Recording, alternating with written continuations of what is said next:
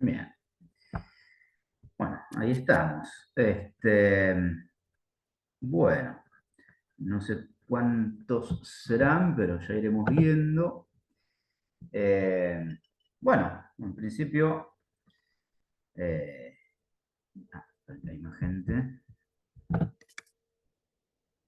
principio, bienvenidos a todos al espacio, al seminario de filosofía. ¿Qué tal? UGE, dice. No sé si te dicen UGE. Eh, bueno, y ahí Nadita, ¿qué tal? ¿Cómo andan? Eh, bueno, bienvenidos a todos al espacio de filosofía. Yo soy, perdón, ¿se escucha bien? Porque recién estaba. Joya, cualquier cosa me Sí, se avisan. escucha bien. Bárbaro. Hoy estoy con mi PC, con mi laptop que es medio pedorra, pero bueno, ya la próxima estoy con el iPad que se ve mucho mejor y se escucha mucho mejor. Pero hoy preferí esto, así les puedo compartir pantalla más fácil con alguna cosita después. Bueno, me presento. Yo soy Matías Abeijón. Soy filósofo, psicólogo, también investigador.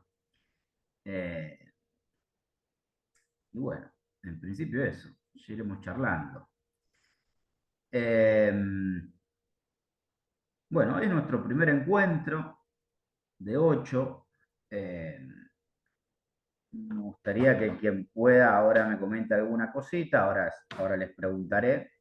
Pero bueno, primero les digo un poquito la idea de hoy, ¿no? La idea de hoy es, bueno, vamos a charlar un poco, obviamente, en principio, pero además de eso, les voy a comentar un poco el programa, que es básicamente comentarles qué es lo que vamos a trabajar en estos 8 encuentros.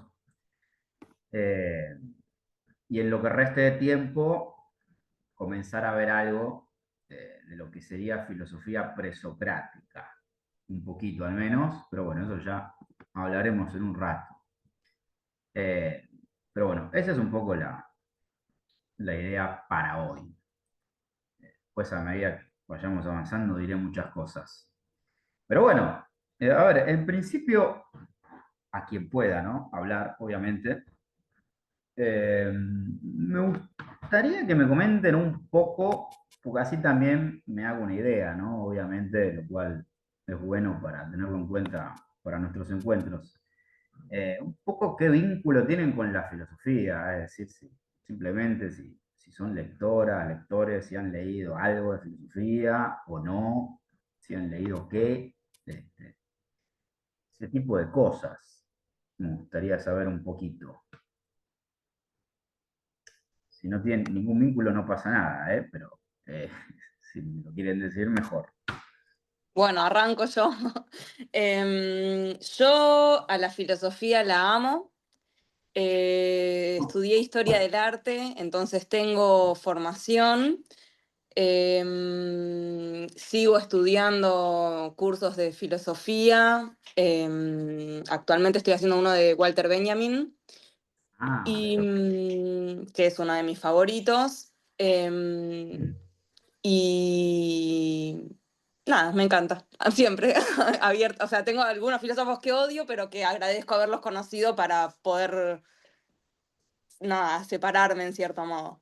Y también soy muy fanática de, como filósofo, de Spinoza. Siempre tengo que mencionarlo porque soy espinosista. bueno. Bueno, tenés lecturas entonces. Y me gusta y me interesa leer y sí, me convoca. Bueno, bárbaro. ¿Has hecho alguna vez, no sé, en la carrera o De en la filo no. universidad? No, A no, veces pero, sueño con... Ah, no, no, si has hecho alguna materia, seminario, taller, lo que sea, de algo más como sistemático en términos de una historia de la filosofía, por decirlo de una manera. así como en un curso, no, pero en la Universidad de Historia del Arte vamos viendo por épocas las filosofías que acompañan los periodos históricos. O sea Ah, que, sí, pero sí. si me preguntas ahora los presocráticos, pensaba ni me los acuerdo, la verdad. Todavía no importa, pero bueno, bárbaro, bárbaro, joya. Un poquito, así, sí. Algo de la cronología, sí. Vale, genial. Eh, ¿Alguien más? Si no pueden hablar y quieren comentarlo por el chat, bienvenido es también, ¿eh? No, no hay ningún problema. A mí me viene bien saber al menos, qué sé yo, capaz que todos tienen un poco de formación y eso es otra cosa. De formación, digo de lectura, simplemente, ¿no?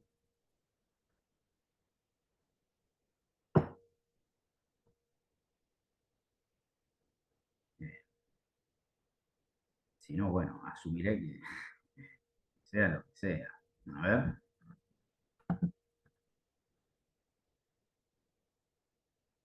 Ah, bueno, Lala. Acá pone Lala que estudió psico. Tuviste introducción a la filosofía, bueno, bien. UG, a mí me encanta, he leído poco, pero siempre me gustó. Bueno,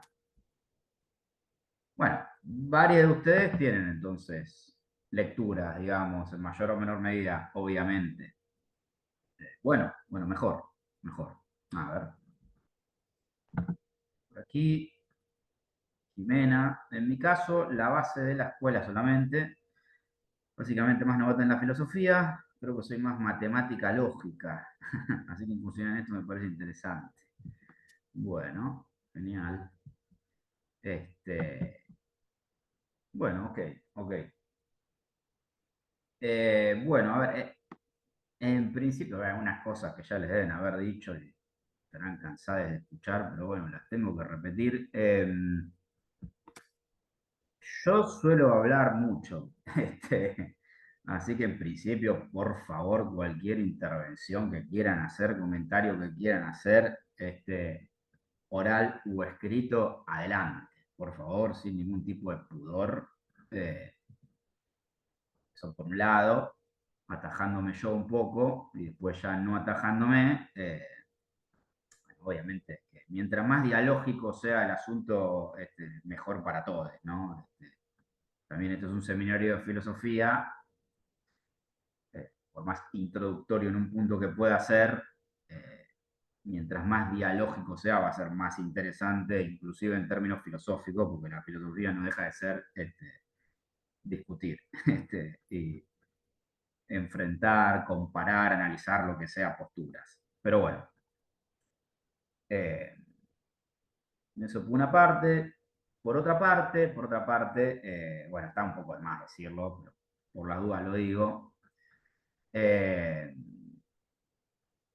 hoy no tanto porque, bueno, es un primer encuentro, entonces hoy preferí como, tal vez, qué sé yo, no centrarme tanto en la lectura, digamos, pero bueno, así como recién dije que mientras más dialógico sea esto, mejor, obviamente, mejor para todos, para mí y para ustedes, ¿no?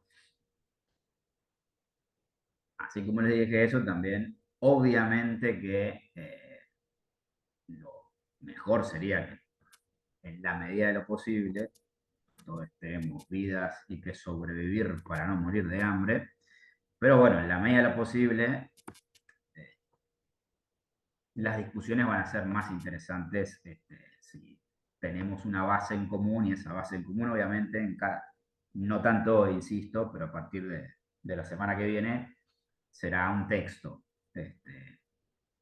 Así que bueno, en la medida de lo posible que puedan leer, eso va a ser mucho más productivo también todo. Después yo soy del palo de la autonomía, somos todos gente grande, cada uno sabrá y en la medida de lo posible hará lo que pueda, pero bueno, lo tengo que decir así que lo digo, mientras más puedan leer para los encuentros, mejor. Eh, Mejor. Me adelanto una cosa, ya que estamos con esto. Después toda la data entiendo que Alex se los va pasando. Hay un grupo de WhatsApp donde pueden hacer todas las preguntas que quieran, obviamente. Yo en la medida de lo posible lo iré respondiendo. Y ya que estamos, también les voy a dejar mi mail, se lo dejo en el chat. Se lo dejo en el chat. Ya también. Es Matías Abeijón, igual que mi nombre, @gmail.com. Ahí queda en el chat. Les dejo mi mail. cualquier duda, consulta que quieran hacer por mail en vez de WhatsApp, también es bienvenido. Tengan paciencia, tal vez no respondo todo en el momento, pero digo, todas las vías de diálogo en época de virtualidad están más que abiertas. Así que adelante, cualquier comentario, duda, lo que sea, por el grupo de WhatsApp o por mail, bueno, acá estaría buenísimo aparte, ¿no? Pero adelante, ningún problema, sobre todo para gente que entiendo verá esto en diferido. Este, lo que les quería decir, para la semana que viene, que vamos a empezar a trabajar con texto, un poco mi idea, esta es mi idea, ¿no? Después vamos viendo qué pasa en los encuentros. No es que sea algo rígido que digo, esto va a ser así, porque yo no soy así aparte. Pero bueno, en principio mi propuesta, no tanto por ahora, insisto, pero sí para el resto de los encuentros, es que yo voy a hacer mi parte de exposición, porque obviamente es medio imposible abordar la filosofía sin esa parte. Pero también mi propuesta es que leamos acá con las fuentes que yo les voy a dejar, así también, al menos algunas partes, ¿no? Que nos sirvan para ir pensando los problemas que iremos trabajando. Eh, Hoy lo vamos a hacer, pero menos, para ser más expositivo en un punto. Pero bueno, un poco mi propuesta es esa. Para la semana que viene, después de esta información igual va por el WhatsApp, por todas las vías que corresponden, vamos a trabajar en principio dos diálogos de Platón cortos. Uno es la apología de Sócrates, y otro es el Tritón, que es bastante corto, de hecho es el diálogo platónico más corto.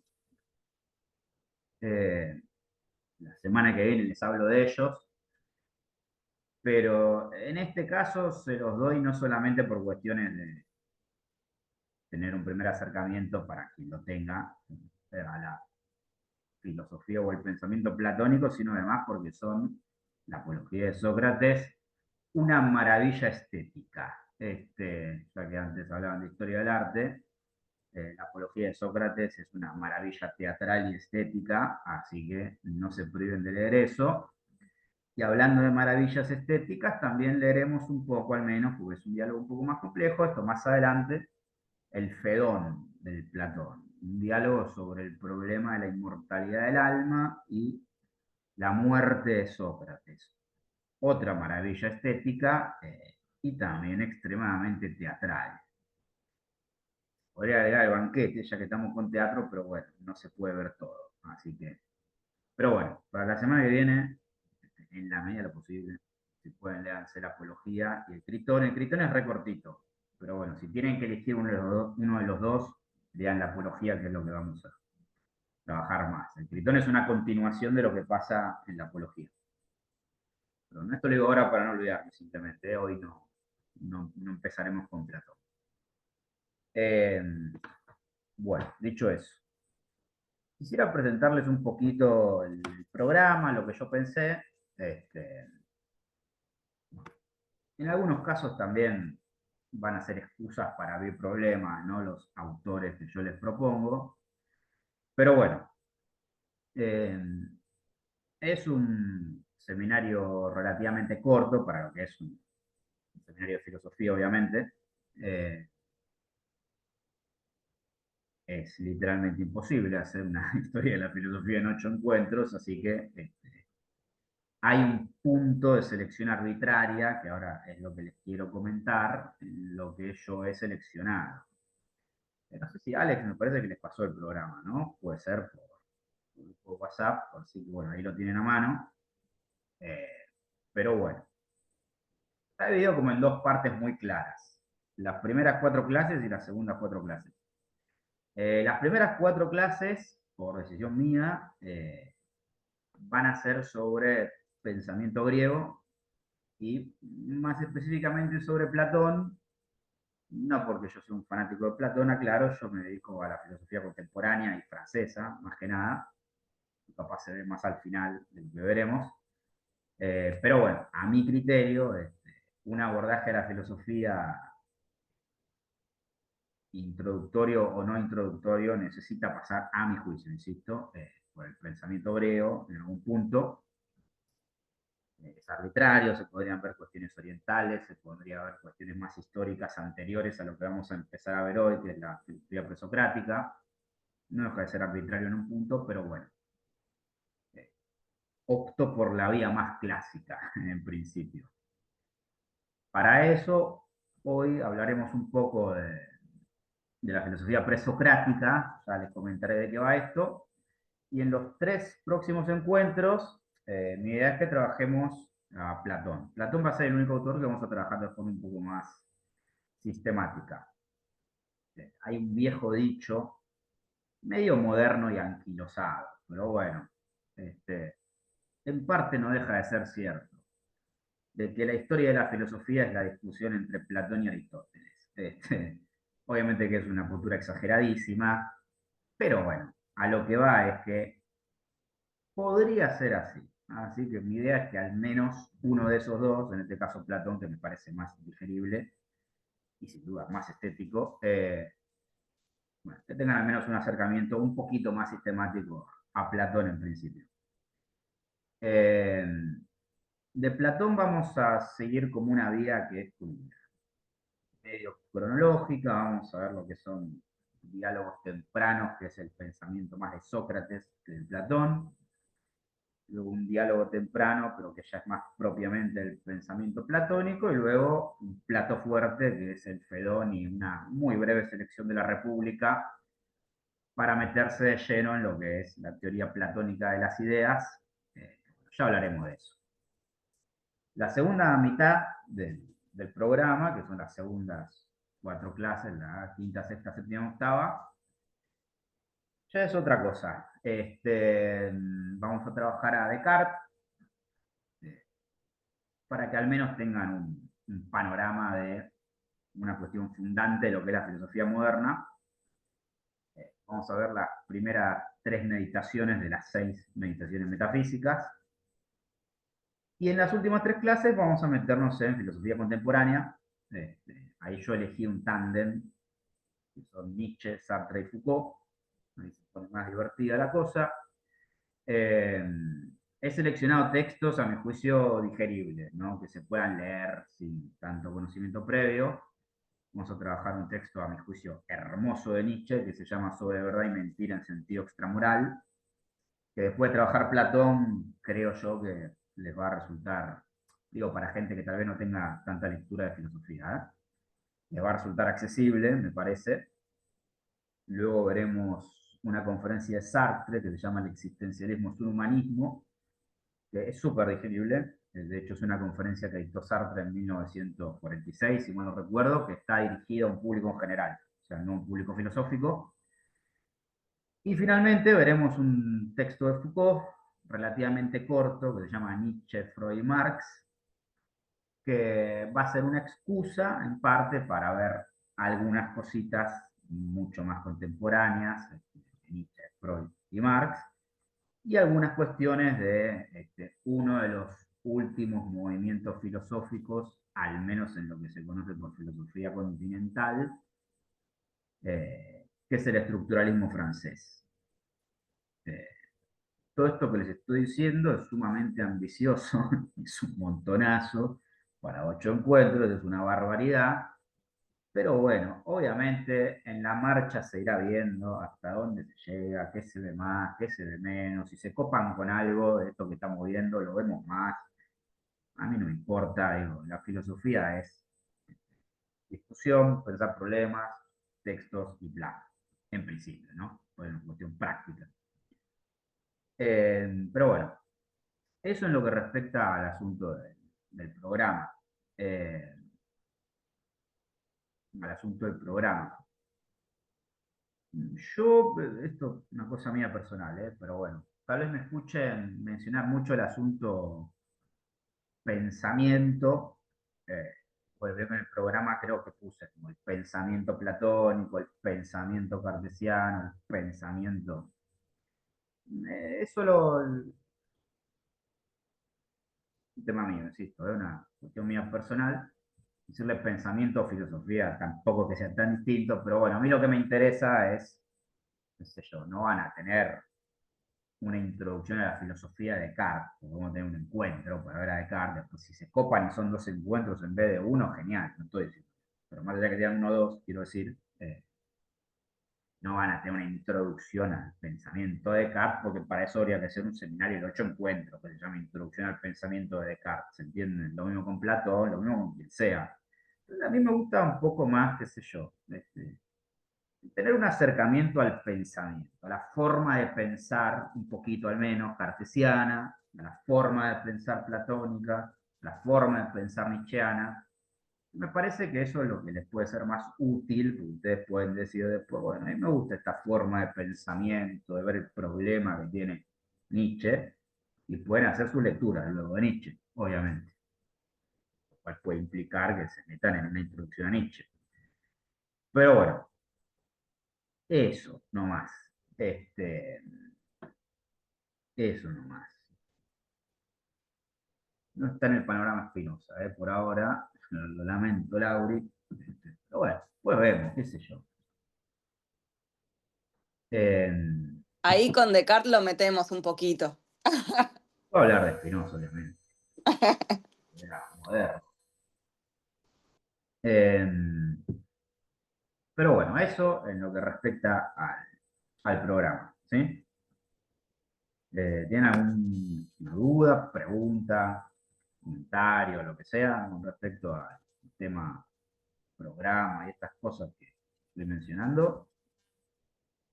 Eh, bueno, insisto, cualquier cosa que quieran decir, adelante, por escrito, por audio, por donde sea. Eh, Mi idea es que para cada encuentro tengamos un texto de cada uno. Eso lo tiene en el programa igual, pero yo lo iré recordando clase a clase. Bueno, bueno, entonces, si no hay, estamos bien, arranquemos un poco con el asunto, si les parece. Arranquemos un poco con el asunto. Para este primer encuentro, ya en los términos más de contenido, ¿no? Eh, un poco mi idea es presentarles al menos algo de, acá ya más que el pensamiento presocrático es la filosofía presocrática, porque no se podría eh, encerrar en un mero concepto la heterogeneidad de lo que es la filosofía presocrática. Así que hoy sí vamos a decir de filosofía presocrática. Este, Hoy sí vamos a decir de filosofía presocrática al asunto. No sé si alguien ha escuchado nombrar de la filosofía presocrática, probablemente algunos sí, me imagino, pero bueno. Eh,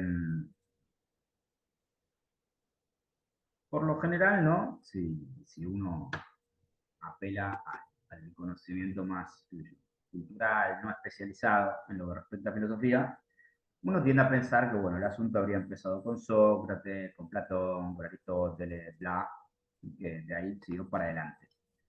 Eh, Hay varios motivos por los cuales sería posible argumentar. La filosofía entendida en los términos occidentales, eurocentristas y todas estas cosas, ¿no? Obviamente. Eh, Tendría su nacimiento en la Grecia en el siglo V a.C., más o menos. La vez que viene empezaremos a ver algunos de sus argumentos, pero la realidad es que hablar de pensamiento filosófico, si uno lo piensa en términos más heterogéneos, más flexibles, podríamos hablar de que existe más o menos el ser humano y de que más o menos tuvo un pensamiento relativamente sistemático sobre lo que sea. Este, en ese punto, simplemente lo que quiero decir es que la figura de Sócrates, de la cual hablaremos la vez que viene con mucho detalle, no tanto hoy, es simplemente como una especie de gran ordenamiento. ¿Se entiende? Cuando se habla de filosofía presocrática, es una forma de ordenar un conjunto, insisto, muy heterogéneo de pensadores que son anteriores cronológicamente a Sócrates. No más que eso. A mí al menos me gusta pensar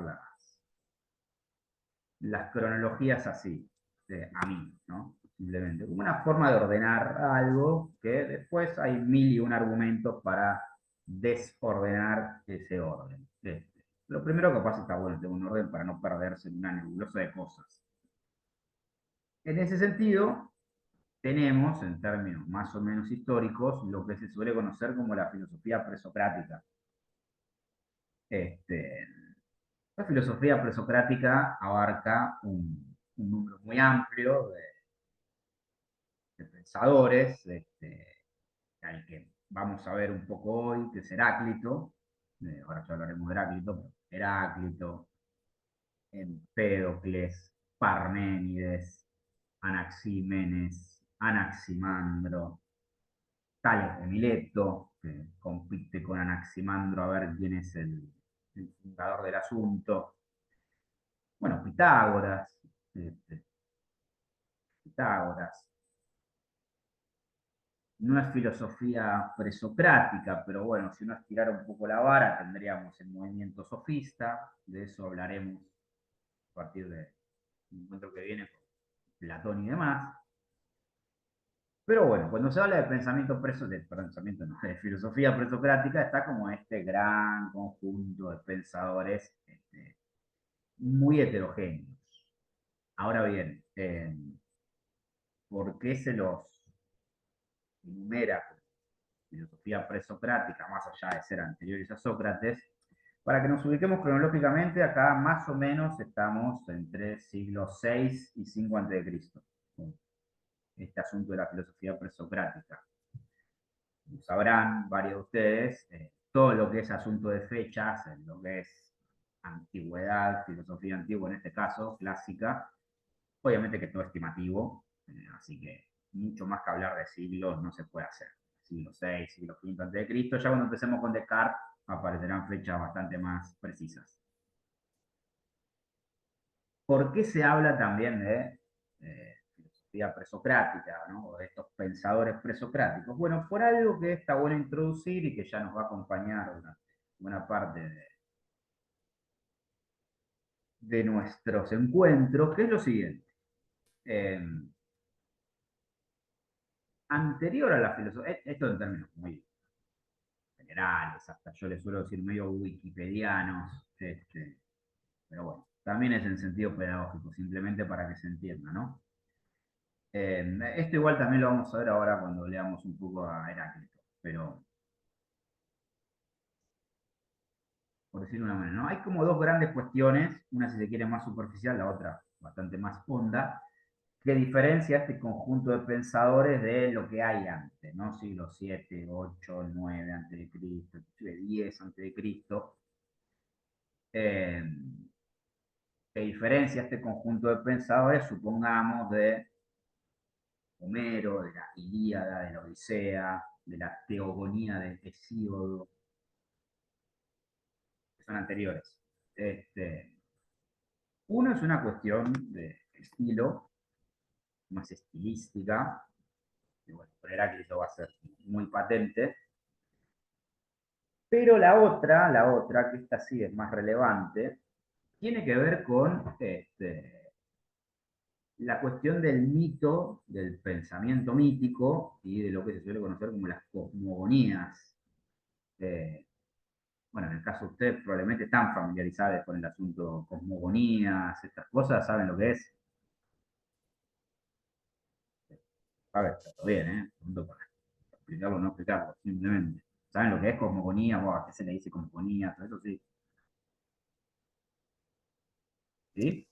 ¿Como a una cosmovisión o no? ¿Como la forma de entender el mundo? Sí, sí, sí, en términos etimológicos sí, eh,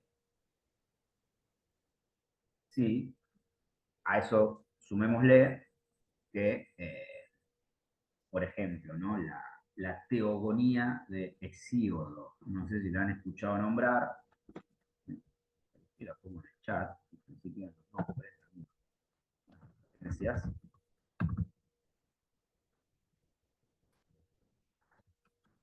Eh, Son grandes relatos, poemas, que relatan el comienzo del universo.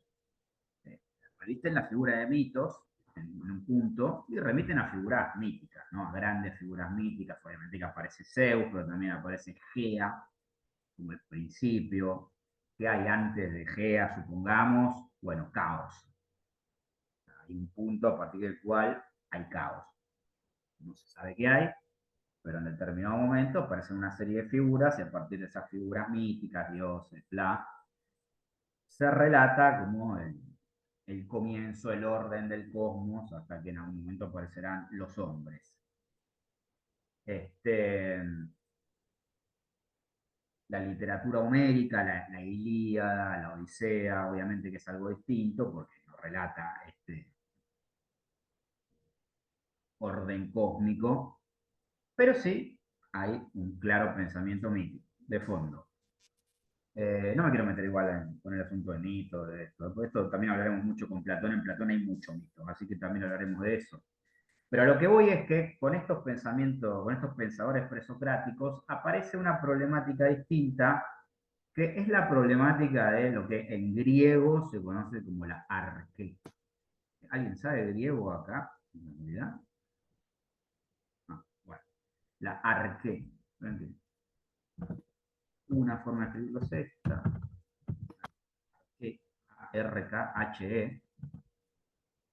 Como saben, con el tema de la transliteración hay como varias formas, ¿no? De escribir algunos términos en griego.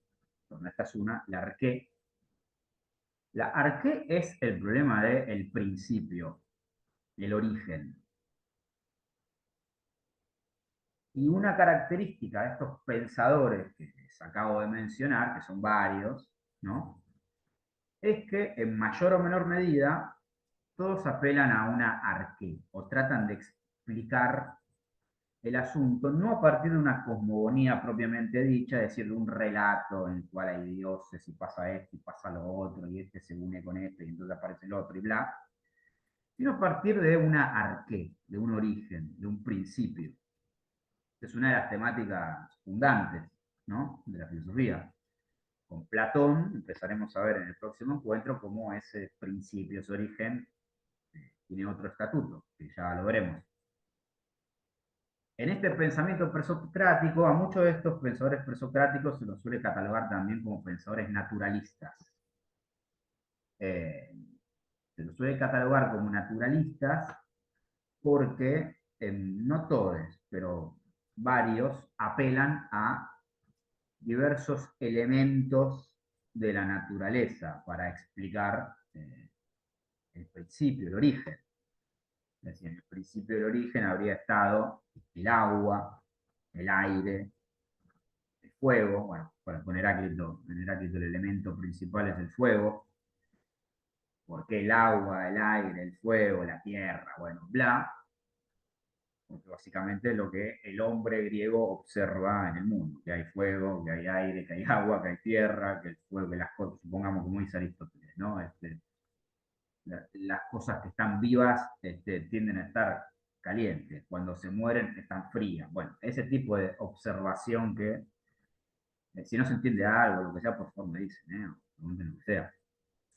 Este tipo de observaciones que nosotros hoy en día podríamos decir, bueno, son observaciones de la naturaleza, empíricas del mundo, como le quieran decir, fueron un poco el fundamento que tomaron estos pensadores para pensar justamente un origen, una arqué distinta a la anterior, ¿no?, a lo que se suele conocer como las formas del pensamiento mítico. Como todo en filosofía, gente, las, las máximas que puedan escucharme, tómenlas todas entre pinzas, porque todas son relativas. Insisto, en el pensamiento de Platón hay mucho mito, son hermosos, ya los veremos algunos, y tienen un papel importante. Por ende, al menos yo, esta es mi postura. Yo no soy muy del palo de las rupturas radicales, de que hay rupturas radicales y que de un momento al otro todo cambia y se da vuelta. Soy más de pensar continuidades y discontinuidades en términos históricos. Bueno, una discontinuidad fuerte, obviamente, que no es menor, es esto, ¿no? Pensar el origen no a través de los dioses, sino a partir de elementos. Ahora, estos elementos tienen un estatuto, si ustedes quieren, divino, y en parte sí, obviamente. Eh, Algo que no les dije es que geográficamente hay como tres grandes zonas. Para los griegos vamos a hablar, ¿no? Un poco más de cuestiones. Yo también soy medio historiador, entonces, bueno, algunas cosas hablaremos de historia, pero al servicio del pensar filosófico.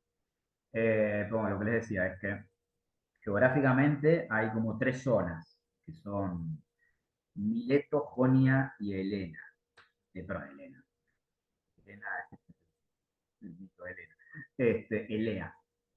Elea. Mileto, Jonia y Elea. Bueno, no vale la pena meterse mucho con esas distinciones geográficas, pero para que sepan, ¿no? Que hay como tres epicentros geográficos, después si les interesan pueden googlearlo, pero bueno, de todos estos pensadores yo elegí a Heráclito porque a mí me parece como el más representativo, suelen ser Heráclito y Parménides. Parménides es el más complejo, a mí me aburre bastante más. Heráclito me parece mucho más divertido y misterioso, ahora lo veremos. Pero antes de meterse con Heráclito, quisiera destacar un poquito a uno de ellos que suele ser considerado como previo a Heráclito y Parménides, quien, quien le dio la forma más radical a esta forma de pensar un origen sin apelar o bien a una figura divina o bien a un elemento en concreto. Y ese es Anaximandro. Anaximandro, no me voy a tener mucho Anaximandro, pero sí quisiera destacarlo. Anaximandro no apela a un elemento, al agua, que en principio estuvo el agua, supongamos, ¿no?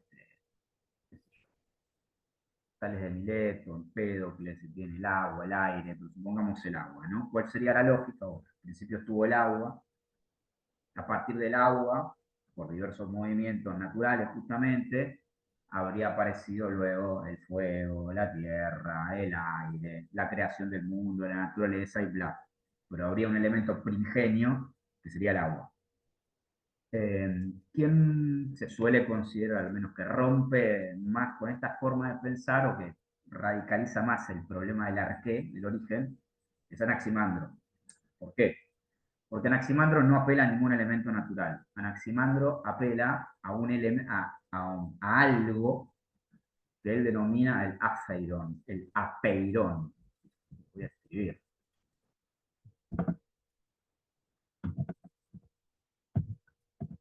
Apeirón, así se escribe. Que traducido es algo así como lo ilimitado, lo que no tiene peras. Peras en griego es límite. Lo que no tiene límite. Anaximandro, les quiero leer una cosita chiquita de Anaximandro, pero Anaximandro, su forma de razonar, que justamente es bastante filosófica, es decir, bueno, ni el agua, ni el fuego, ni el aire, ni la tierra, ni ninguno de estos elementos de la naturaleza podría contener en sí mismo las cualidades necesarias para engendrar cosas tan disímiles como justamente el agua, el fuego, el aire y la tierra. Entonces, en el principio, en el origen, en la arqué, no puede haber ninguno de estos cuatro elementos. Tiene que haber otra cosa, que es esa otra cosa lo que Anaximandro denomina como lo ilimitado, el apeirón. Eh, Fíjense, ¿no? Así ¿se va siguiendo? No sé si lo que tienen, sí, a ver, pregunten, sea, díganme. Eh, Aristóteles, algo que no les dije, pero bueno, viene bien decirlo. Obviamente, ¿cómo nos llega a este pensamiento pensamiento presocrático a partir de fragmentos, ¿no? Lo que se conoce como fragmentos. Acá está lo que se suele conocer como la doxografía. Es un término técnico. Doxa en griego quiere decir opinión. A veces en un sentido peyorativo, la opinión como algo vulgar que no es ciencia, a veces como un sentido meramente enunciativo, ¿no? De lo que alguien opina. Doxa, así, D-O-X-A, la doxa. Platón va a ser bastante relevante este asunto, pero ya lo veremos después.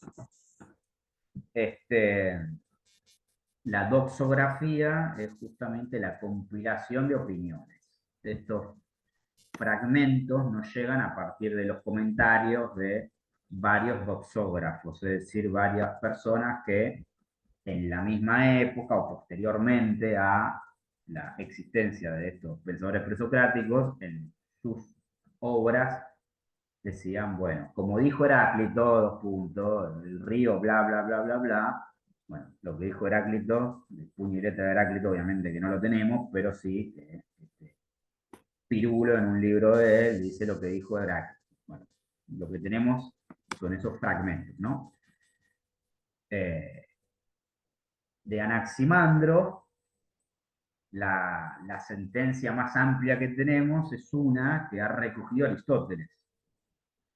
Eh, Aristóteles en la física, en su libro que se llama La Física, dice lo siguiente con respecto a esta única referencia que tenemos a Anaximandro, que es más o menos la que se repite en el resto de los doxógrafos, pero esta que les voy a leer de Aristóteles es como la más completa. Y es sobre el apeirón, justamente. Fíjense lo que dice.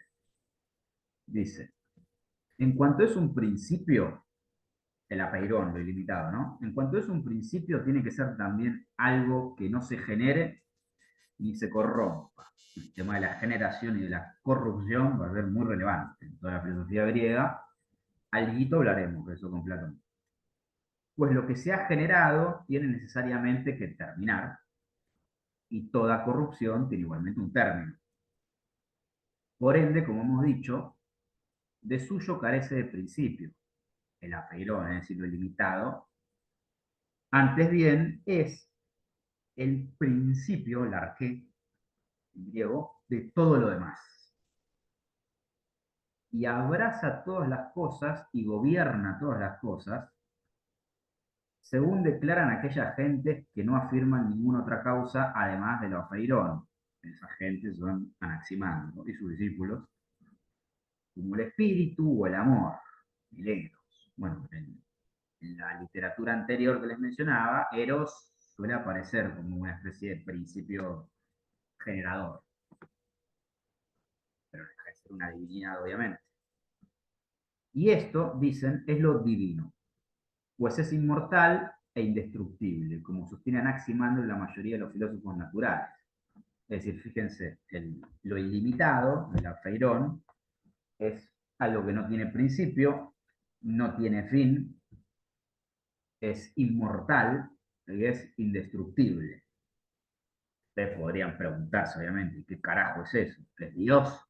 Bueno, obviamente que no hay respuesta a eso, podrían pensarlo, pero lo que quiero señalarles simplemente, no es lo mismo decir esto que lo que decía Hesíodo de, bueno, al principio estaba el caos, del caos no sabemos nada, punto, estuvo Tegea y bla. No es lo mismo, ¿por qué? Porque acá empieza a haber un intento de caracterización de esto, que en este caso es lo apeirón, lo ilimitado, porque no es simplemente, en un principio está lo ilimitado y ya está, de ahí sale la tierra, el fuego y bla, todo lo que se genera y se corrompe. Acá, por más precario que pueda parecer en un principio, se dice, lo ilimitado no tiene principio, no tiene fin, es indestructible, es inmortal. Es decir, fíjense, hay un intento de caracterización de eso ilimitado.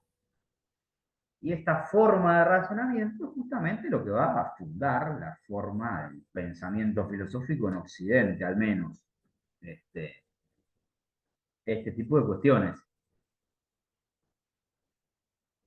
Por ponerles un ejemplo, y ya que no vamos a trabajar cuestiones de filosofía medieval, que podrían estar, obviamente, ¿no? En el programa. Durante lo que se conoce como la filosofía medieval, también el pensamiento teológico, obviamente, siempre hubo un gran problema, ¿no? Que es como carajo caracterizar a Dios. ¿Cómo demonios hacemos para proveerle características para analizar a Dios? Bueno, entonces ahí existió algo que se llamó la teología negativa, supongamos, ¿no? Que era la forma de definir a Dios a partir de lo que no es. Eh, Interesantísimo. Ahí se llegó, por ejemplo, a un enunciado muy divertido que es Dios es todo y nada de todo. Me parece extraordinario eso. Todo y nada de todo. Pero bueno, digo, a lo que voy. Eh, este problema de la filosofía medieval, del pensamiento teológico, que ya reviste obviamente un cariz religioso, está en el inicio de todo esto en lo que nos estamos metiendo, ¿no? Cómo caracterizar, cómo pensar lo que en principio no se podría pensar, como el principio que no tiene principio ni fin, no puede corromperse y bla. Pero bueno, este es el gran Anaximandro. Si hubiera más fragmentos de Anaximandro, podríamos trabajarlo, pero bueno, elegí a uno que tenemos más fragmentos y que es igual de divertido, que es Heráclito. Con él vamos a tener un rato más. Pero bueno, alguna duda, pregunta, comentario, de esto que estamos charlando, Anaximandro. ¿Sigue? ¿Se entiende más o menos? Bueno, bueno, entonces metámonos un poquito con, ahora sí, intento abordar ya una forma de pensamiento que es la de Heráclito. Heráclito, ¿lo han escuchado nombrar, Heráclito? Bueno, supongo que sí. ¿Tenía alguna lectura de Heráclito? ¿Saben de qué va más o menos el asunto con Heráclito? Es más conocido Heráclito, ¿no? ¿No?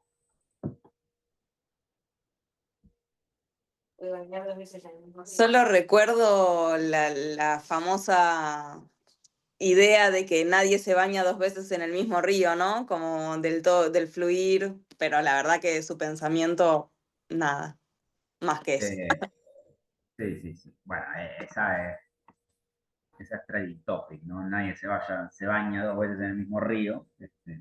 Una de las frases más abusadas de la historia del pensamiento, yo diría, ni siquiera de la historia de la filosofía. Bueno, vamos a ver un par de esas, ¿no? Después veremos Solo sé que no sé nada, la vez que viene. Esa más novelesca, ¿no? Más romántica. Este, Pienso, luego existo. Vamos a ver dos o tres de esas frases. Esta es la primera, sin duda, la del río. La vamos a leer para un ratito. Eh, pero bueno, Heráclito. Heráclito es una maravilla que ha fascinado a varios pensadores, entre ellos a Nietzsche, Heidegger, por ejemplo. Pero bueno, a ver, eh, ¿qué decir de Heráclito? Una estimación, es una estimación, van a encontrar fechas disímiles, obviamente, pero bueno, una de las más consensuadas es que más o menos Heráclito existió entre el 530 a.C. y el 580, más o menos. Este, más o menos. Oriundo de Jonia, vieron de esas tres zonas que les mencioné, de Jonia en este caso.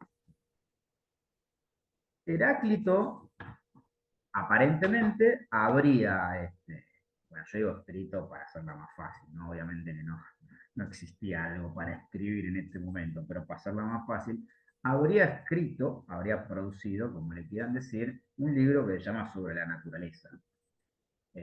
Obviamente que no queda literalmente ningún registro de ese libro, sí tenemos a varios comentadores, doxógrafos, lo que les decía, que hacen referencia a ese libro de Heráclito. Yo supongo que Heráclito, después de Diógenes, debe ser el filósofo Platón y Sócrates en Aristóteles, de la antigüedad, que tiene más anécdotas. Bueno, Diógenes lo debe ubicar, ¿no? El muchacho del barril, aquel que le dijo al emperador, te doy lo que quieras, y Diógenes le dijo, lo único que quiero es que te corras, que me tapas el sol, como diciendo, hago el poder imperial. Eh, También todos estos tipos mueren de forma bastante elocuente, ¿no? Diógenes se dice que murió comiendo carne podrida. Este, Creo que Heráclito, según algunos de los geógrafos, no recuerdo bien ahora, pero creo que había muerto porque tomó un agua de no sé qué mierda, porque estaba enfermo y no quiso que hubiera ningún médico griego y tomó un agua y medio que se murió. Tienen todos muertes medios así, ¿no? Hay uno que va caminando, mira al cielo y se cae un volcán.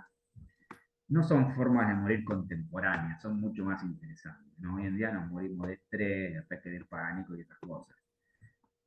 Pero bueno, Heráclito es toda una figura, hay muchas anécdotas con Heráclito, pero bueno, no quiero ir al terreno de la anécdota, sí al terreno un poco de su pensamiento, porque lo que sucede con Heráclito y también con Parménides, que bueno, Parménides eligió Heráclito y no Parménides para poner y comentar un poco. Lo que sucede con Heráclito es que disponemos de bastantes más fragmentos que el caso de los otros presocráticos. Bueno, ¿sí, no? Disponemos de más fragmentos, se disponen de más fragmentos. Por ende, hay como un acercamiento que permite hacer un esbozo, ¿no? Un pensamiento sistemático, porque ahora vamos a hablarlo un poco y van a ver que si se busca un sistema en Heráclito, un delirio psicótico.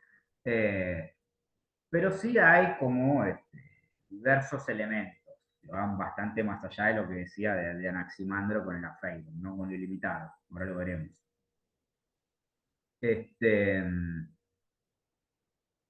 a ver si les voy a compartir pantalla un poquito para ver algún otro fragmento, después yo les leo otros, pero a ver, a ver, a ver.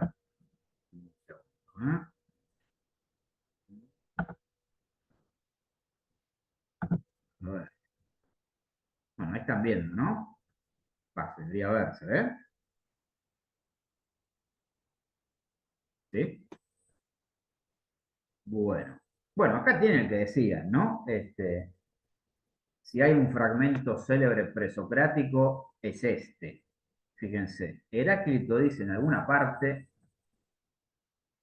que todas las cosas se mueven y nada está quieto, y comparando las cosas existentes con la corriente de un río, dice que no te podrías sumergir dos veces en el mismo río. Bueno, acá ya hay un montón de cosas, ¿no? Para decir y pensar. Pero, a ver, antes de meterse con eso, primero, ¿no? Se suele decir que Heráclito funda un nuevo estilo. Tal vez sea un poco exagerado, pero en parte es sostenible. ¿Por qué? Porque Heráclito tenemos, bueno, de todos los presocráticos, ¿no? Pero sobre todo Heráclito, tenemos esto, tenemos fragmentos. Y en el caso de Heráclito, a diferencia del resto de los pensadores presocráticos, cada fragmento que hay parece una especie de aforismo o de sentencia a lo Nietzsche, si ustedes quieren. Eh, Fíjense que esto tiene la forma casi de un aforismo, ¿no? No parece un fragmento suelto que esté arrancado de un lugar, aunque aparentemente lo es, claro, ¿eh?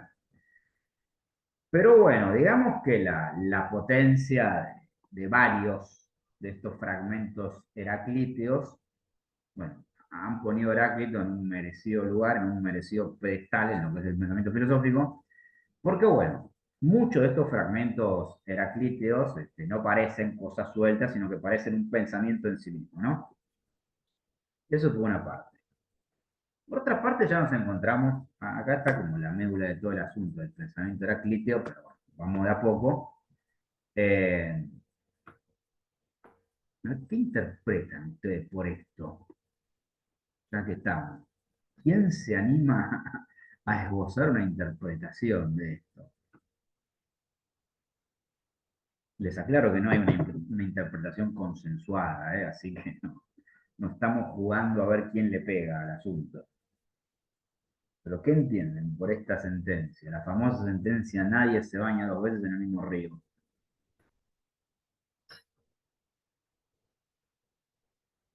Anímense, anímense.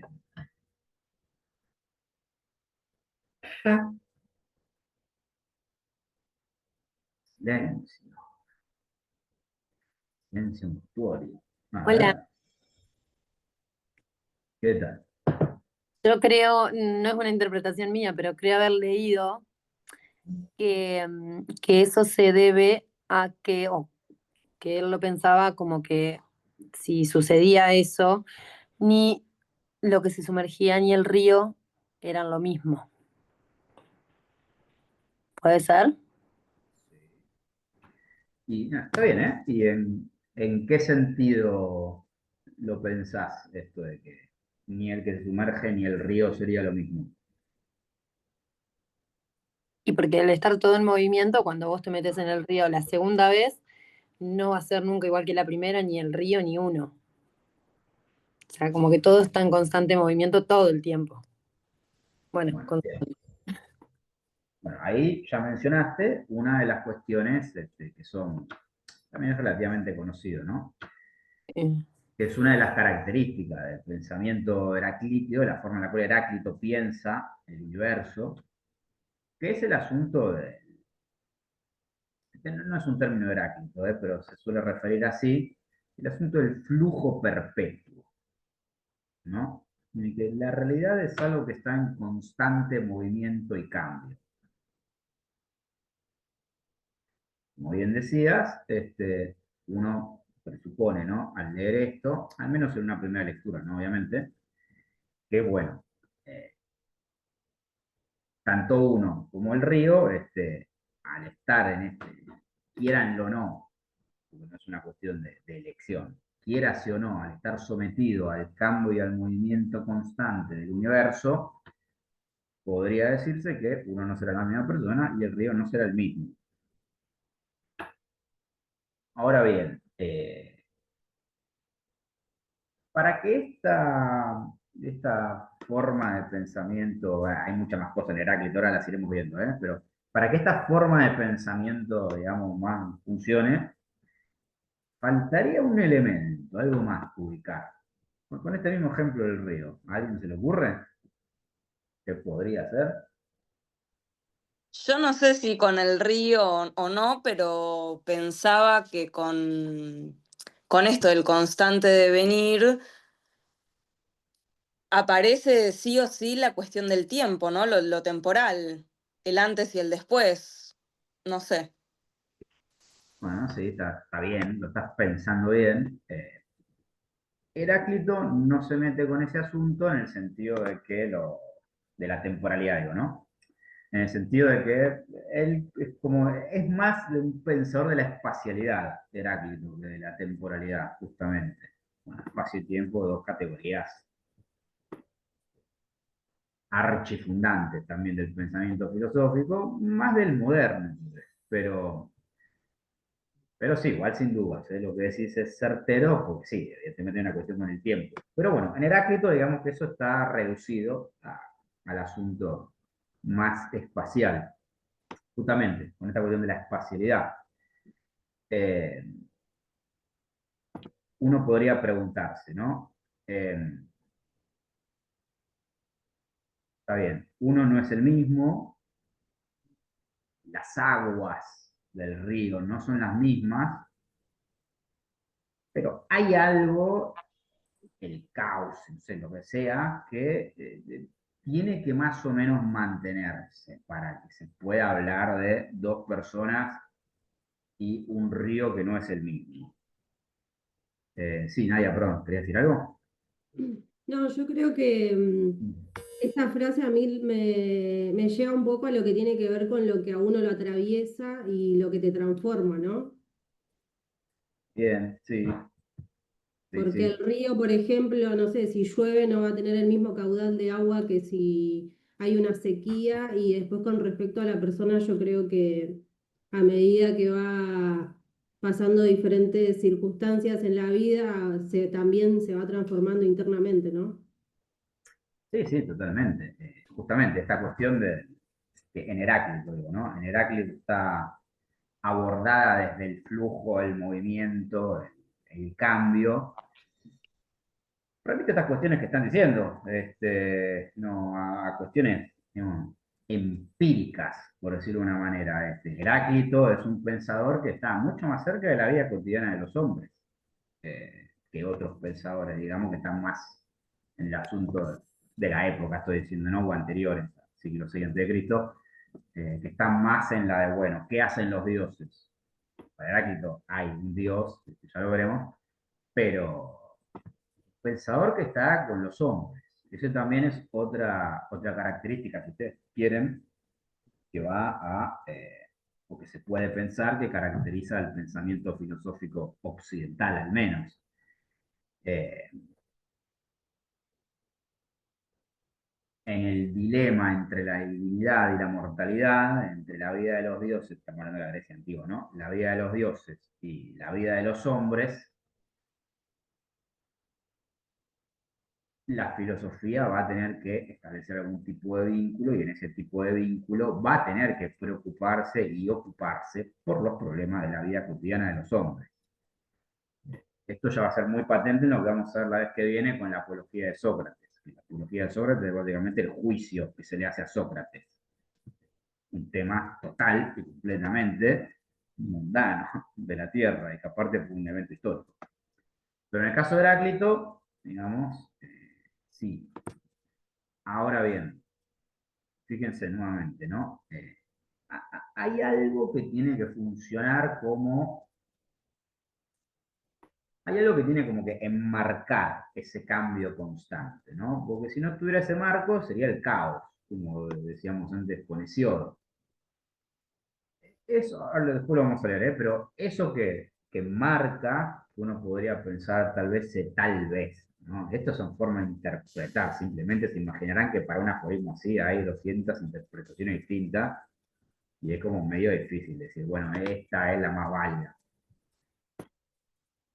Pero bueno, una de las interpretaciones es que, bueno, bueno, como vos decías también, Nadia, ¿no? Llueve, el agua cambia, los mismos elementos del agua, ¿no? En términos materiales cambian. Unas personas, por muchos motivos, no es la misma, pero supongamos el cauce del río más o menos se tiene que mantener porque si no se desborda y ya no hay un río. Es otras cosas, yo qué sé. Bueno, a eso que más o menos contiene toda esta esfera de cambio y flujo constante, Heráclito le da un nombre y ese nombre, miren si va a ser importante, que ese nombre es ni más ni menos que el logos. El logos. Conocen el término, probablemente. Logos es uno de los términos que tiene más acepciones en el campo de la historia de la humanidad occidental. Tiene muchas formas de ser traducido. La más común, que tal vez sea alguna que les puede resonar, es la de razón. Pero bueno, logos también es lenguaje. También una forma de entender al logos es orden. Pasa que bueno, ahí el orden tiene más que ver con el nomos, que en griego es la ley, ley quiere decir. Pero tiene como muchas acepciones, ¿no? En el caso de Heráclito, logos tiene más que ver con esta cuestión del orden. Muchas veces Heráclito habla del logos, de la naturaleza. Ahora vamos a leer un poquito igual de lo que dice Heráclito, pero del logos, el orden, la naturaleza. Refiere a todo lo mismo, ¿no? Al logos, a ese orden subyacente al flujo y al cambio constante. Ese orden se va a expresar igual, de alguna forma. Ahora veremos cómo, justamente. De alguna forma se va a expresar.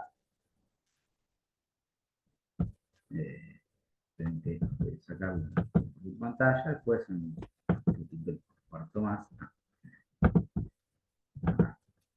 Bien.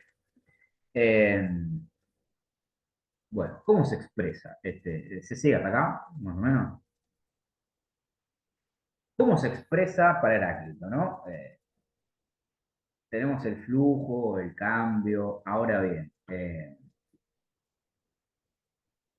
en esta realidad, en este universo heraclíteo donde todo es cambio constante, movimiento constante, ¿hay algún tipo de orden subyacente? La respuesta es que sí. Para Heráclito lo hay. Acá hay como dos o tres cositas a señalar, ¿no? La primera es algo que se suele conocer en Heráclito, ¿no? Como la unidad de los contrarios. Se suele conocer así. Heráclito tiene como un pensamiento bastante dicotómico en varias cosas, porque siempre es A, no A, B, no B, C, no C, X, no X. Pero a la vez, dice Heráclito, entre A y no A hay algo que los mantiene, que hace que existan. A y tanto A como no A. Eso que hace que existan es el logos, el orden, la naturaleza. Pero este logos se expresa a través de la discordia, de la guerra también. Fíjense, aquí un fragmentito. Fíjense lo que dice acá, ¿no? Al decir Heráclito, es necesario saber que la guerra es común y la justicia discordia. Justicia en griego es dike, D-I-K-E. Un término que va a aparecer bastante en lo que iremos leyendo en las clases que siguen también. Y que todo sucede según discordia y necesidad.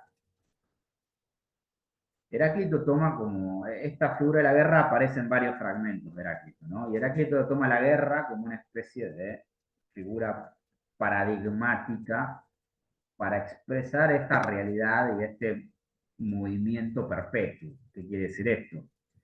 Este fluir, este flujo, este movimiento continuo para Heráclito no es un movimiento armónico, por decirlo de una manera. Para Heráclito hay una armonía, pero esa armonía tiene una forma particular, musical, justamente. Está basada en la tensión. Heráclito da el ejemplo del arco y la lira, supongamos, ¿no? La armonía, bueno, la música, como saben, para los griegos era algo fundamental, obviamente, pero la armonía la pienso en términos musicales. ¿Qué quiere decir esto? La pienso en términos de tensión.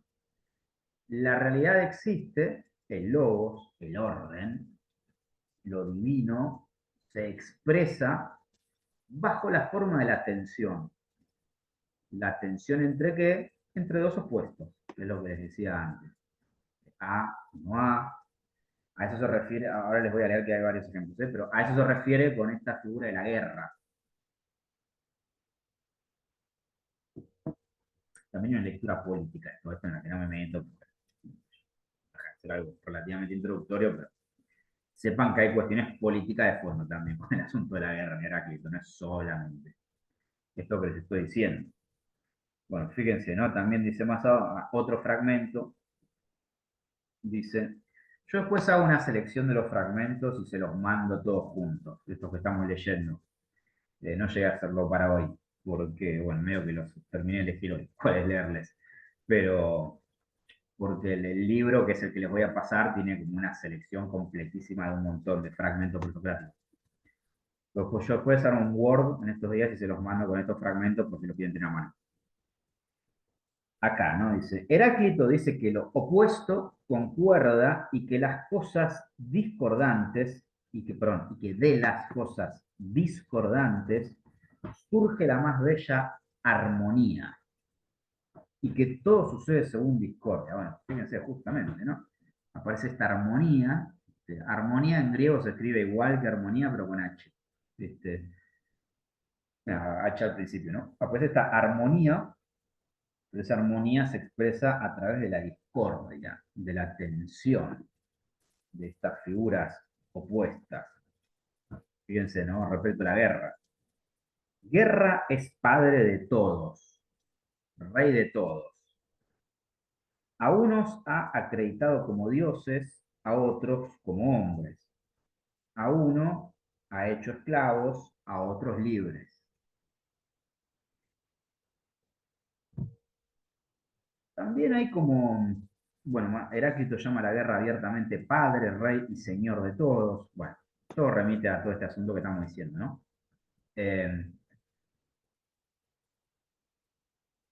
También hay como una, se los comento, qué sé yo, también hay como un asunto con esto de la guerra y demás, ¿no? Eh, bueno, yo a veces hago estos comentarios, no sé,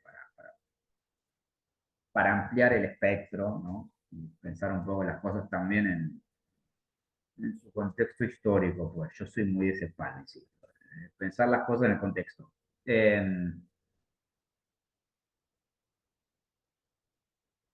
De esto vamos a hablar con más detalle a partir de la vez que viene, ¿no? Cuando empecemos con Platón. Pero a partir de más o menos el siglo V a.C., bueno, esto tal vez lo sepan, por cuestiones históricas, ¿no? A partir del el siglo V a.C. coincide con algunos autores como François Châtelet le denominan el milagro griego.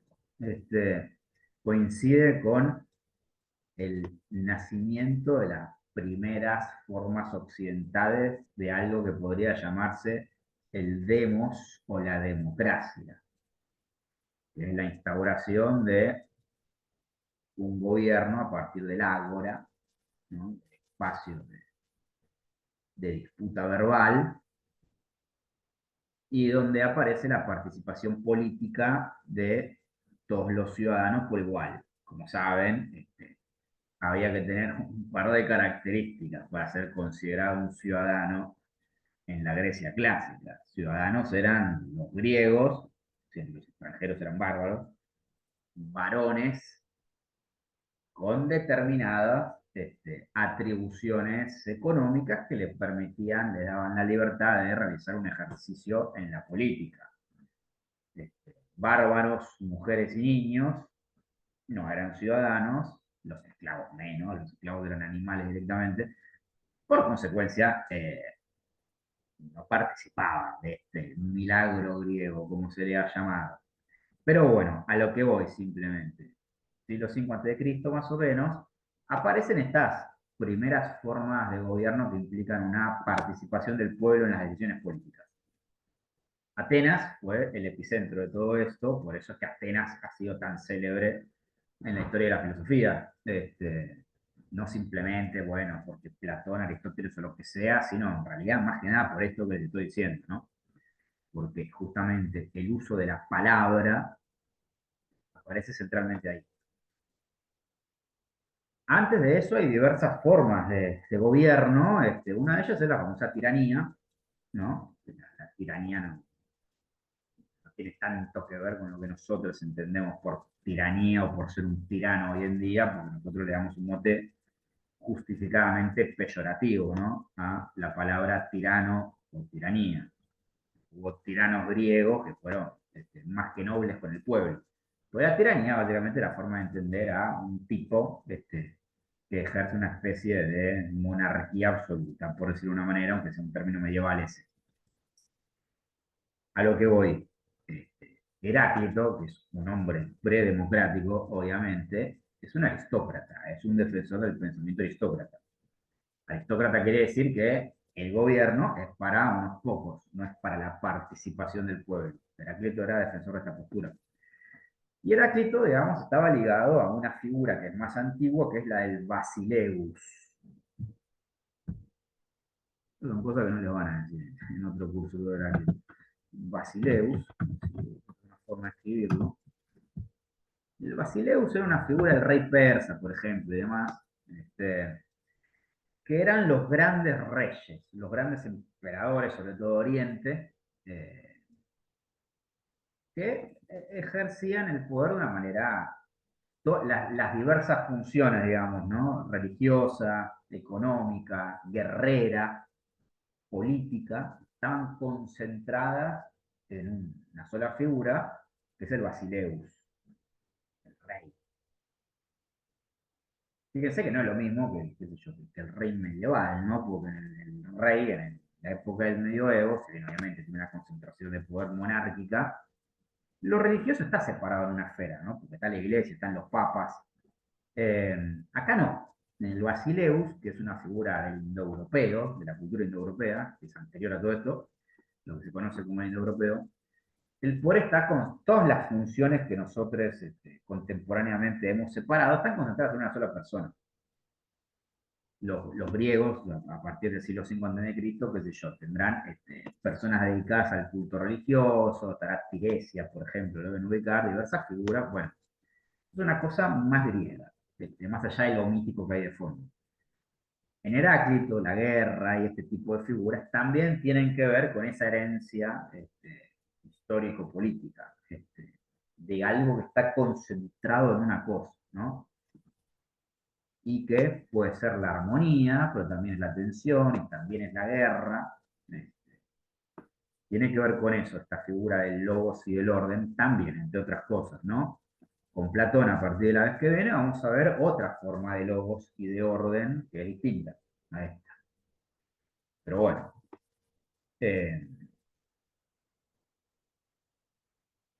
esto que les estoy diciendo en Heráclito se expresa también mucho a través de los contrarios, de parejas de contrarios, como les decía recién, fíjense.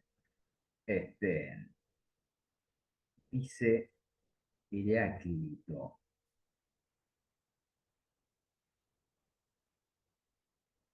Esto está bueno, dicen. También Heráclito censura al poeta que dice que cese la discordia tanto entre dioses como entre hombres. Esta es una sentencia de la Odisea de Homero que Heráclito bardea.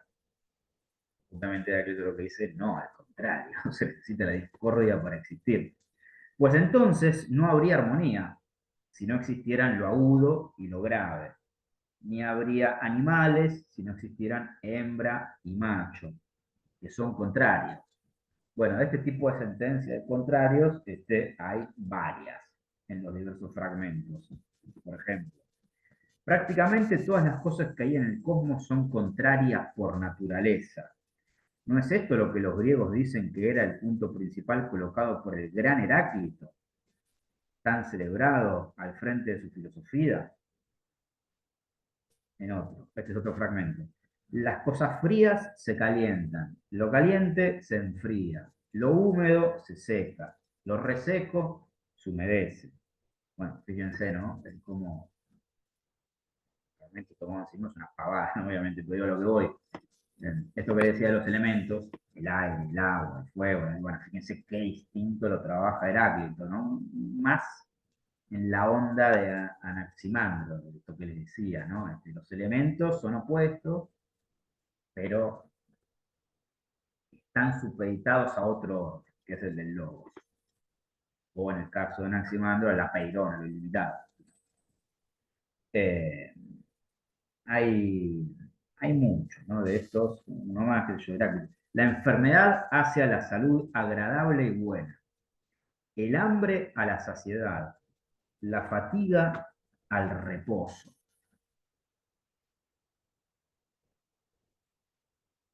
Fíjense que además, en esto que les decía, ¿no? Del estilo,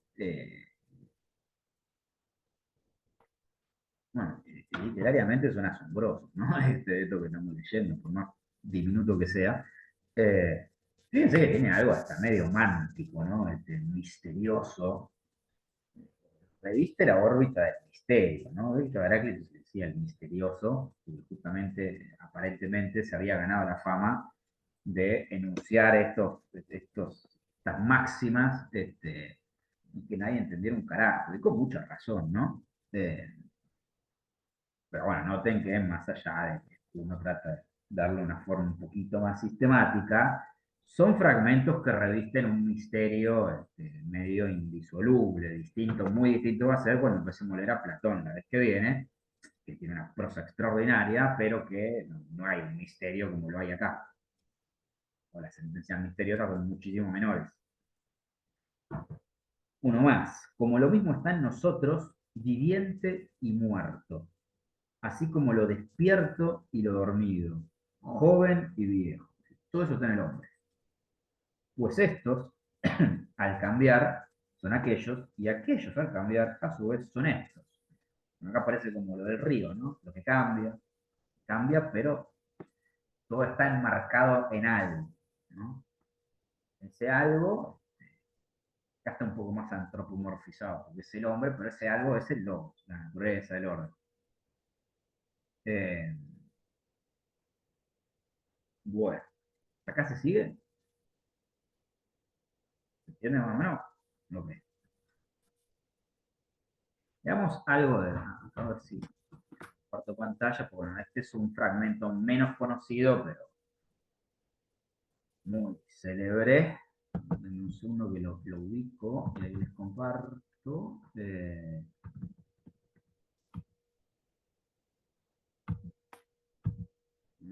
Acá está.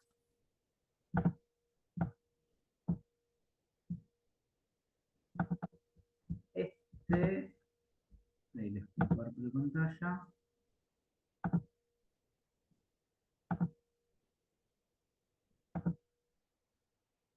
Este es un tremendo fragmento. ¿Se ve ahí? Este es un tremendo fragmento heraclíteo. No tan conocido, pero fíjense, lo que dice. Dice: siempre se quedan los hombres sin comprender que el logos es así como yo lo describo. Lo mismo antes de haberlo oído que una vez que lo han oído. Pues, aunque todas las cosas acontecen según este logos, se parecen los hombres a gente sin experiencia, incluso cuando experimentan palabras y acciones, tales cuales son las que explico, cuando distingo cada cosa según su constitución y digo cómo es. Al resto de los hombres, no, es C, no es eso, ¿no? Se pasan desapercibidas cuantas cosas hacen despiertos, del mismo modo que se olvidan de lo que hacen cuando duermen. Bueno, este es un fragmento más complejo, como pueden ver, ¿no? Pero bueno, acá también hay un montón de cosas, vamos a señalar algunas simplemente, ¿no? Fíjense, por un lado, bueno, aparecen logos, ¿no? Que les estaba diciendo, no es que solo aparece acá, pero primero, ¿no? Una de las características de este pensamiento heraclíteo o heráclito, y que va a ser una característica fundante de la filosofía occidental esto, es que el acceso a este logos, a este orden, es complicado, es difícil. No existe forma de acceder al logos, al orden, a lo natural, sin algún tipo de esfuerzo, sacrificio, sea intelectual o sea más allá de lo intelectual. En Platón, bueno, ya lo vamos a ver con relativo detalle, todo este asunto, porque es muy importante, pero esto que Heráclito tal vez sea el primero en señalar este problema, probablemente es el primero, hasta donde yo sé, al menos lo es.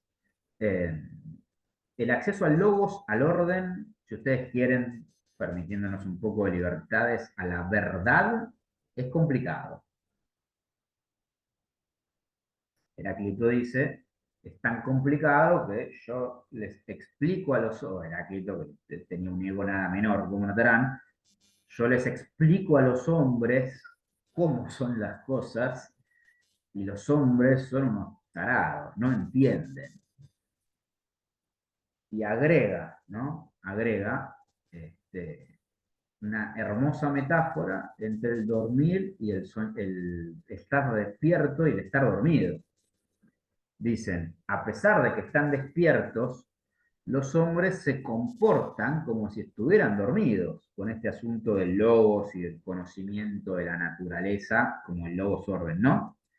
¿Por qué? Porque dice Heráclito, dormido, cada uno tiene su sueño.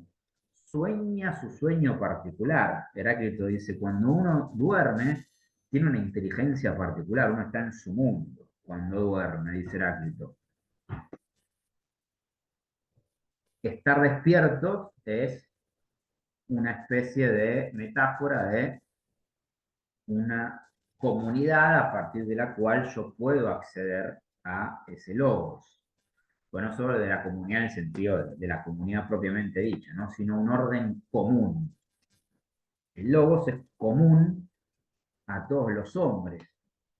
Por ende, dice Heráclito, la inteligencia particular no lo puede captar.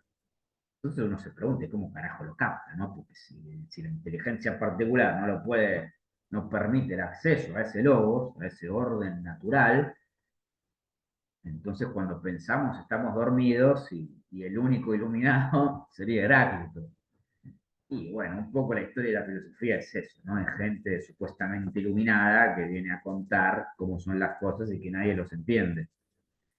Pero más allá del chiste, este asunto de, Foucault le va a decir las diversas tecnologías para acceder a la verdad, las técnicas, eh, va a ser todo un asunto, va a ser todo un asunto en la historia occidental. Eh, como verán, yo, qué sé yo.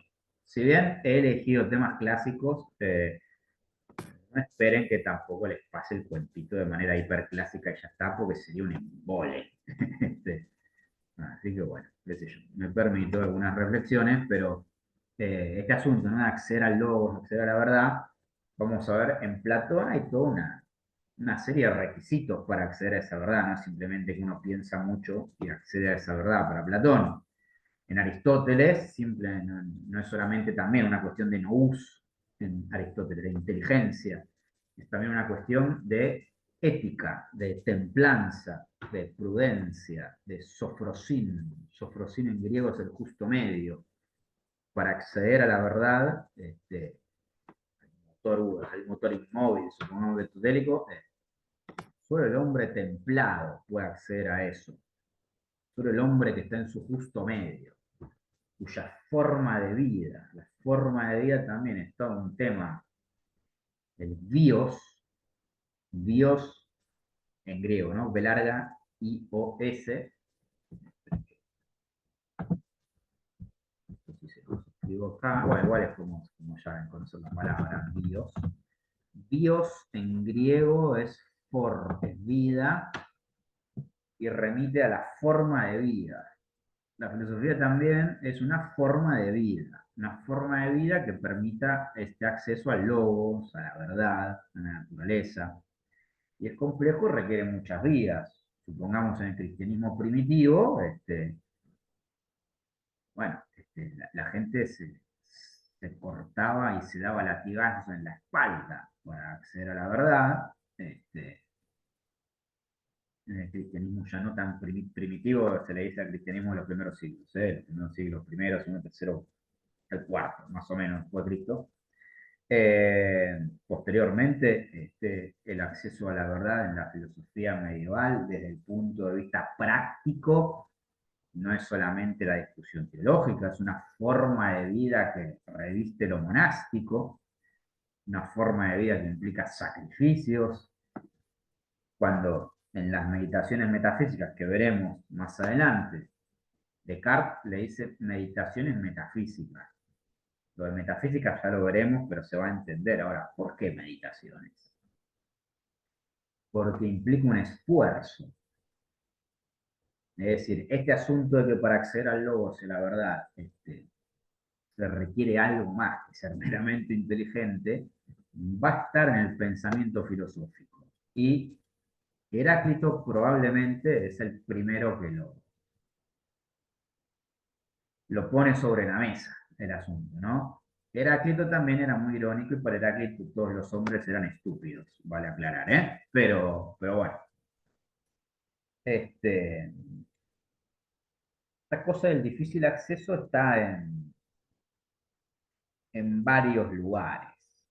Por ejemplo, ¿no? Dice, aunque esta razón existe siempre, razón con R mayúscula, ¿no? De logos, ¿no? Aunque el logos existe siempre, los hombres se tornan incapaces de comprenderlo, tanto antes de oírlo como una vez que lo han oído.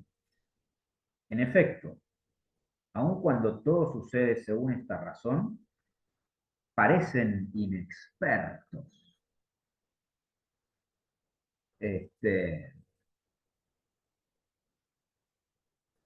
Con Sócrates, que lo vamos a ver ya con detalle la vez que viene, vamos a tener como una especie de figura inversa a esta que estamos viendo en Heráclito, ¿no? Heráclito es el tipo que sabe, ¿no? El que conoce, el que ha tenido acceso al logos, al orden subyacente al cambio perpetuo. Sócrates será, al contrario, el que dirá, yo no sé nada, che.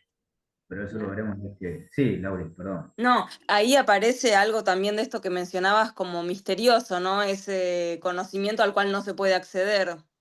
Sí, sí, sí, totalmente. Está bueno. Sí, sí. eh, sí. Sí, el misterio también es algo como... Se lo dice alguien que se dedica a la filosofía contemporánea, que tiene cero, pero literalmente cero ego bruto, por de una manera, contacto con el pensamiento religioso, ¿eh? Pero la cuestión del misterio, hasta la filosofía contemporánea, siempre estuvo revistiendo algo del orden del pensamiento filosófico. La cosa de algo, ¿no? A lo que no se sabe bien cómo acceder. Pues la filosofía contemporánea, esto ya lo veremos, ¿no? Ya lo veremos en los últimos encuentros, pero en la filosofía contemporánea algo con eso va a cambiar, ¿no? Esta órbita del misterio va a pasar a otro lado ya. Justamente el desarrollo de lo que se conoce, por ejemplo, ¿no? Como la filosofía lógica, la filosofía del lenguaje, ese tipo de cosas, es eliminar el misterio, pasar todo a la posibilidad de dar la verdad a partir de fórmulas lógicas, ¿no? De todas formas, en ese contexto, hay un filósofo que se llama Wittgenstein, no sé si lo conoce. Wittgenstein es uno de los padres de esta filosofía del lenguaje, este pensamiento lógico. El propio Wittgenstein tiene un aforismo en el que dice, sobre lo que no se puede hablar, es mejor callar. También diciendo, recuperando esta tradición del misterio heraclíteo. Bueno, con la lógica podemos pensar un montón de cosas, pero algunas no las vamos a poder pensar y sobre eso no podemos decir nada.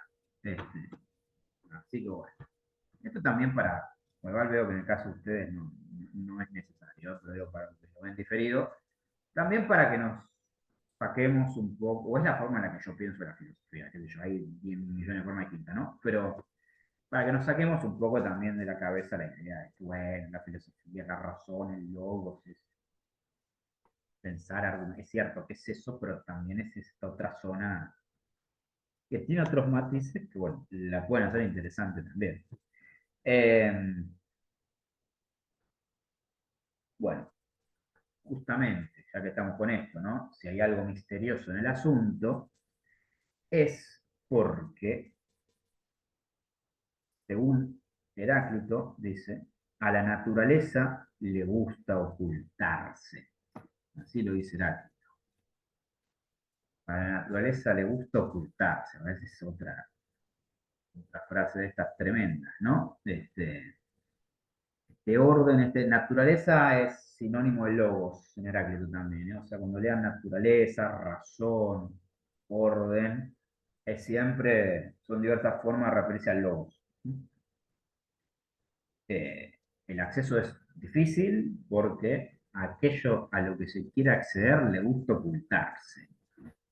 Le va a escapar en un punto. Al único que no se le escapó fue a Heráclito. El resto de los mortales se nos escapa, lamentablemente. Y bueno, Una última cosita para terminar, ha sido bastante, ¿no? Como primer encuentro. Una última cosita para terminar con esta, al menos, bueno, para que conozcan un poco el pensamiento de Heráclito. Con esta cuestión de los elementos que les decía, hay un elemento central en Heráclito, que en el caso de Heráclito es el fuego. El famoso fuego heraclíteo, dice. A todas las cosas las gobierna el rayo, porque éste las dirige, porque llamo rayo al fuego eterno. De hecho, Heráclito también tenía su cosmogonía.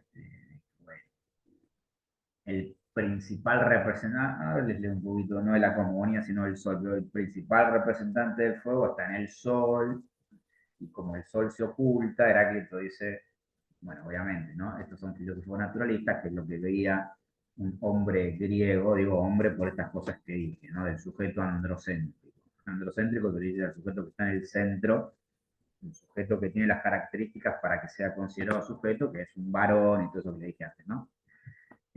Cuando uno de estos sujetos quería pensar cómo es esto el día y la noche, ponía en el borde de la playa o en un acantilado, veía el mar y lo que veía, el sol se metía en el mar. Entonces Heráclito decía, bueno, el sol, el fuego, sumerge en el agua,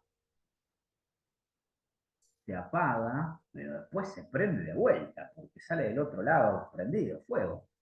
Entonces es un fuego eterno. Se mete al agua, se apaga, cuando se apaga se hace de noche. Son extraordinarios, está como se mete por abajo, y después sale de vuelta, y por eso es una especie de fuego eterno. Respecto al solcito, fíjense, dice, el cosmos, el mismo para todos, ninguno de los dioses ni de los hombres lo ha hecho, sino que existió siempre, existe y existirá, en tanto es fuego siempre vivo, que se enciende con medida y se apaga con medida. Eso que se apaga es por eso que le decía, ¿no? Que se mete al mar y sale. Pero bueno, hay muchas discusiones, ¿no? De si el fuego es el logos o no, ¿entiendes? Si es parte de este orden o no lo es, porque si lo es, entonces, más que a la Peirón de Anaximandro, está más ligado a los otros pensadores presocráticos que sostienen un elemento como primigenio, pero bueno, en Heráclito es más ambiguo el asunto, porque así como acá aparece el fuego, hemos leído un montón de fragmentos donde el fuego ni corta ni pincha, y puede ser el fuego, puede ser la guerra, ¿se entiende? Una cosa es si el fuego tiene, o el debate simplemente, no es si el fuego tiene el estatuto de logos, o si el fuego es una figura, como la guerra, supongamos, que es muy importante en Heráclito, pero que no es el logos, es una expresión del logos, que es distinto. Ese es como el debate, pueden pensarlo como ustedes gusten. Pero bueno, che, a mí me parece que acá está bien, el encuentro con Heráclito. Espero que no se hayan asustado. Es interesante, ¿no? Heráclito es divertido y misterioso. Pero bueno, he elegido que leamos textos que están bien escritos, que son lindos de leer. Porque hay cosas de filosofía que son bastante emboles, ¿no? Aristóteles, yo soy más aristotélico que platónico, porque la verdad que leer a Aristóteles no es lo mismo que leer a Platón, ¿no? Porque cosas muy distintas. Descartes tiene algo de elegancia en su escritura. Bueno, Nietzsche es extraordinario. Sartre es más aburrido, creo yo. Y el de Foucault, bueno, no importa. Vamos a estar mucho tiempo leyendo textos más entretenidos. Pero bueno. Bueno, no sé si hay preguntas, comentarios, más o menos se siguió. Sí, súper, muy buena. Me encantó. Bueno. Bueno, gente, entonces, si les parece, dejemos acá por hoy. Para la próxima, pueden leer, bueno, para que estén en diferido y se sumen la próxima también, obviamente, lo que les dije al principio, la apología de Sócrates, y si ponen Tritón también. El orden, obviamente, es estimativo, ¿no? Más vale, lejos estoy, como notarán, de ponerme en posición de sargento, de, vemos esto, la otra, lo otro, vemos, yo qué sé. Si no terminamos con la apología de Sócrates, si vale la pena seguir porque hay interés, seguimos con Critón en el tercer encuentro, y si está medio en vole, lo dejamos hasta donde llegamos, y si nos gusta, vemos más, no sé, vamos viendo, lo vamos charlando. Es algo estimativo, simplemente para que tengamos una guía, lo que les propongo de lectura, ¿sí? Pero bueno, para empezar, si pueden, léanse la Apología de Sócrates, que aparte es un tremendo texto en términos literarios. Si tienen ganas, vayan leyéndose el Fedón, que es más largo, pero hay partes en las que no van a entender un carajo y partes donde van a tocar el cielo con las manos de la prosa. Bueno, no hay dudas, preguntas, comentarios. ¿No? Bueno, gente, entonces la seguimos el próximo miércoles. Como les dije, cualquier comentario por WhatsApp, por mail, por la vía que ustedes prefieran. Cuando quieran, tengamos un poco de paciencia para responder tal vez, pero cuando ustedes quieran, ¿sí? Genial, gracias, nos vemos. Un abrazo, que anden bien.